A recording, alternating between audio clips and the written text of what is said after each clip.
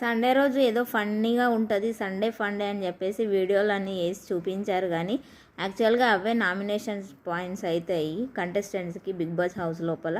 So ఆ రోజు చూస్తారు, నవ్వుకుంటారు, అన్నీ చేస్తారు. నెక్స్ట్ డే రోజు నువ్వు అది అలా చేసావా నాకు తెలీదు వీడియో చూసేంతవరకు అని చెప్పేసి ఆ పాయింట్స్ లాగి నామినేషన్ వేస్తారు.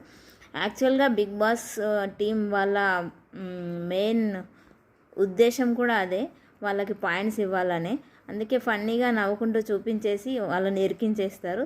సో ఈరోజు నామినేషన్స్లో నేనైతే తనుజ అరటిపండు దాచుకొని తిన్నది అండ్ హరీష్ గారు ఆ కూల్ డ్రింక్ దాచిపెట్టుకొని తాగింది, హరీష్, ప్రియ అండ్ సైని గారు. సో ఇవన్నీ నామినేషన్ పాయింట్స్ పడతాయని అనుకుంటున్నాను నేను.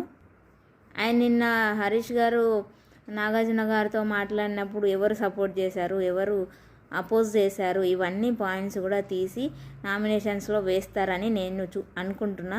లెట్స్ సీ ఏమేం పాయింట్స్ వస్తాయో ఈరోజు నామినేషన్ పాయింట్స్లో. నేనైతే సండే ఫండ్ ఎపిసోడ్ కంటే ఎక్కువ ఎప్పుడైనా సరే నామినేషన్స్ డే మండే కోసం ఎక్కువ వెయిట్ చేస్తా. ఇలా చాలామంది కూడా నామినేషన్స్ కోసం వెయిట్ చేస్తారని నాకు తెలుసు. మీరేమనుకున్నారో చెప్పండి, ఈ పాయింట్స్ తీసి నామినేషన్ చేస్తారా లేదా?